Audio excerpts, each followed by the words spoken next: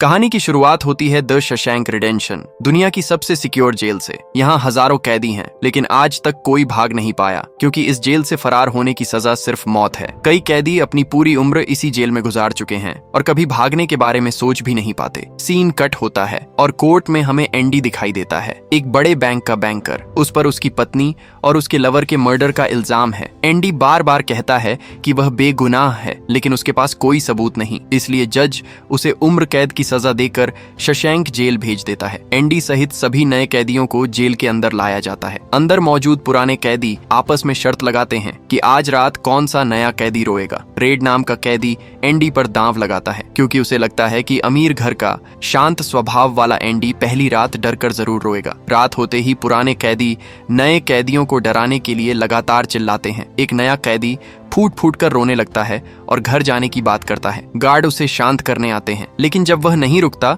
तो उसे बाहर ले जाकर इतना मारते हैं कि वह बेहोश हो जाता है। दूसरी तरफ एंडी पूरा समय चुप रहता है, इसीलिए रेड दांव हार जाता है और अगले दिन अपने साथी को सिगरेट का डिब्बा दे देता है। ब्रेकफास्ट के समय एंडी की मुलाकात जेल के सबसे पुराने कैदी ब्रुक्स से होती है, जो लगभग 50 साल से यहीं है। एंडी समझदारी से उससे जेल के सारे नियम और कैदियों के बारे में जानकारी लेता है। ब्रुक्स उसे बताता है कि अगर जेल के बाहर से कुछ चाहिए हो तो रेड के पास जाना। एंडी तुरंत रेड के पास जाता है और कहता है कि उसे बाहर से एक छोटा हथौड़ा रॉक हैमर चाहिए। रेड शक करता है कि कहीं वो किसी को मारने का प्लान तो नहीं बना रहा, लेकिन एंडी बताता है कि उसका कोई दुश्मन नहीं। तभी रेड उसे कुछ कैदियों की तरफ इशारा करके चेतावनी देता है कि उनकी नजरें एंडी पर खराब हैं। अगले दिन रेड हथौड़ा मंगवा देता है। वह देखता है कि हथौड़ा कितना छोटा है और मजाक में सोचता है कि इससे सुरंग बनाने में 600 साल लग जाएंगे। ब्रुक्स के जरिए हथौड़ा एंडी तक पहुंच जाता है। दिन बीतते जाते हैं। लैंड्री में काम करते समय वही 3 कैदी एंडी को पकड़ लेते हैं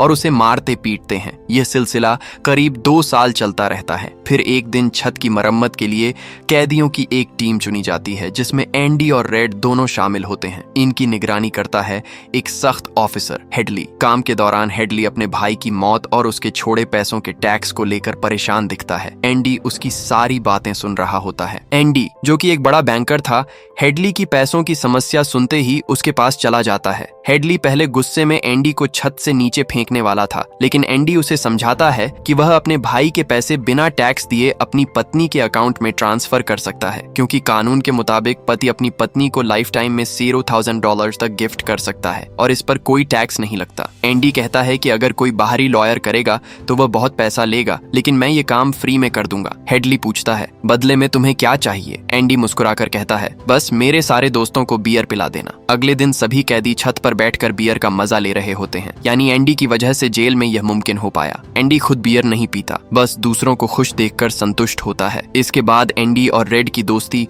और गहरी हो जाती है। कुछ दिन बाद जेल में सभी कैदियों को फिल्म दिखाई जाती है। एंडी रेड के पास जाकर कहता है, मुझे रीटा हैवर्थ का बड़ा पोस्टर चाहिए, क्योंकि पूरे जेल में केवल रेड ही बाहर से चीजें मंगवा सकता था। जैसे ही एंडी बाहर आता है, वही 3 लोग खड़े होते हैं जिन्होंने पहले उसके साथ गलत किया था। वे उसे पकड़कर अपने साथ ले जाना चाहते हैं, लेकिन एंडी मना कर देता है। उन्हें उसे पीटना पड़ता है, लेकिन इस बार वह ज्यादा नुकसान नहीं कर पाते। मारपीट इतनी होती है कि एंडी 1 महीने के लिए अस्पताल चला जाता है और जिसने हमला किया था उसे 1 हफ्ते के लिए काल कोठरी में डाल दिया जाता है। बाहर आने के बाद हेडली उस पर इतना जोर से वार करता है कि वह हमेशा के लिए पैरालाइज हो जाता है। 1 महीने बाद जब एंडी अपने सेल में लौटता है, उसे रेड की तरफ से रीटा हैवर्थ का बड़ा पोस्टर मिलता है, एक वेलकम गिफ्ट। कुछ दिन बाद जेल का वार्डन एंडी के सेल में आता है और तलाशी लेता है। उसे कुछ नहीं मिलता, बस पोस्टर देखकर कहता है, वैसे तो मैं सेल में पोस्टर अलाउ नहीं करता, पर तुम इसे लगा सकते हो। असल में वह वार्डन उस अफसर की मदद से, जो एंडी ने $1,000 का टैक्स बचाया था, फायदा उठाना चाहता था। एंडी के हाथ में बाइबल होती है, जिसे वह ले जाता है। थोड़ी दूर जाने के बाद वह वापस लौटकर कहता है, मुक्ति इसी में है। अगले दिन वार्डन एंडी को अपने ऑफिस में बुलाता है और उसे लाइब्रेरी का असिस्टेंट बना देता है। लाइब्रेरी में बुक्स नाम का बूढ़ा आदमी लंबे समय से लाइब्रेरी संभाल रहा होता है। वही अफसर जिसकी मदद एंडी ने की थी, दूसरे अफसर को लेकर आता है। एंडी मिनटों में उनका ITR का मसला हल कर देता है। इस वजह से जेल में उसका नाम नाम चर्चाओं में आ जाता है। साल गुजरते हैं, काम बढ़ता है और एंडी को एक असिस्टेंट की जरूरत पड़ती है। वह अपने सबसे अच्छे दोस्त रेड को असिस्टेंट बना लेता है। एक दिन बुक्स एक कैदी की गर्दन पर चाकू रख देता है। उस कैदी की सरकार ने सजा माफ कर दी थी, लेकिन वह जेल छोड़ना नहीं चाहता। 50 साल जेल में बिताने के बाद बाहर की दुनिया उसके लिए अजनबी थी। एंडी के समझाने पर बुक्स उसे छोड़ देता है, लेकिन बाहर की तेज दुनिया में वह व्यक्ति समायोजित नहीं हो पाता और अपनी जान दे देता है। मरने से पहले वह जेल में अपने साथी कैदियों के नाम खत लिखता है,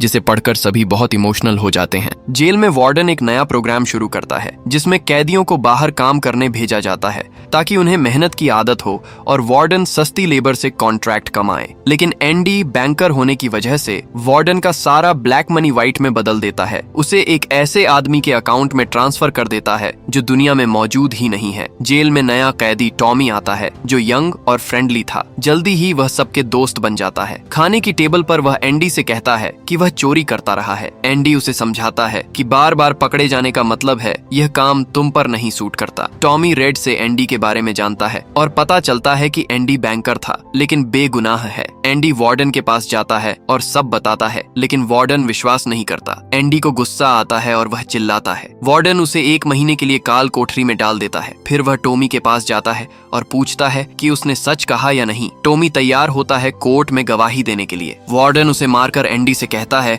कि टॉमी भागने की कोशिश कर रहा था। एंडी समझ जाता है कि वार्डन कितना घटिया इंसान है और कहता है कि अब वह उसका काम नहीं करेगा। वार्डन धमकी देता है कि जेल उसके लिए नरक बना देगा और एंडी को 1 और महीने के लिए काल कोठरी में रखवाता है। 2 महीने बाद एंडी बाहर आता है। रेड उससे पूछता है कि क्या वह कभी बाहर जाएगा। एंडी कहता है कि मैक्सिको जाएगा, समुद्र किनारे अपना रेस्टोरेंट खोलेगा और नाव रिपेयर करेगा। रेड को समझ आता है कि उम्मीद खतरनाक होती है। एंडी रेड को वादा कराता है कि वह जेल से छूटने पर एक काम करेगा। एंडी उसे एक पेड़ के नीचे छिपा बॉक्स देखने के लिए कहता है, जहां उसने अपनी वाइफ को प्रपोज किया था। फिर एंडी वार्डन के पास जाकर उसका काम पूरा करता है। सारे डॉक्यूमेंट्स तिजोरी में रखता है और वार्डन के कपड़े प्रेस करता है। वापस सेल में लौटने के बजाय एंडी फरार हो जाता है। रेड को डर था कि कहीं एंडी ने खुद को नुकसान न पहुंचाया हो, लेकिन सेल खाली था। वार्डन अपने जूते लेने आता है और बॉक्स में अपने जूते नहीं बल्कि एंडी के पुराने जूते देखता है। तभी जेल में सायरन बजता है, एंडी के भागने की खबर। इसके बाद वार्डन गार्ड से कहता है कि रेड को बुलाओ। रेड आता है और वार्डन पूछता है एंडी कहाँ है।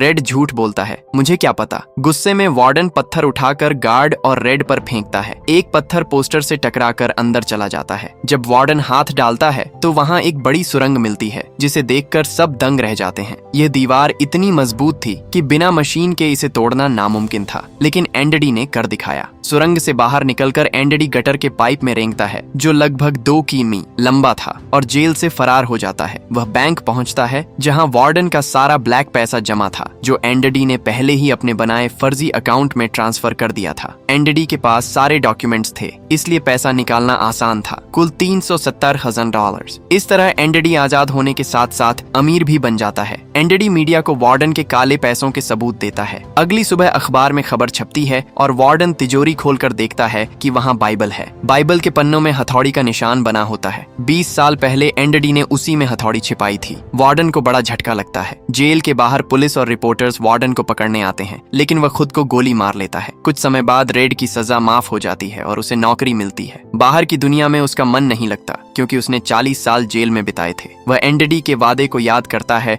और बड़े घास के मैदान में जाता है, जहां एक पेड़ और काले रंग का पत्थर होता है। पत्थर उठाते ही उसके नीचे बॉक्स मिलता है, जिसमें पैसे और एंडी का लेटर होता है। लेटर में लिखा होता है कि उम्मीद अच्छी चीज होती है। रेड उस जगह पहुंचता है और समुद्र किनारे देखता है कि एंडी अपनी नाव ठीक कर रहा है। दोनों एक दूसरे को गले लगाते हैं। यहीं कहानी खत्म होती है।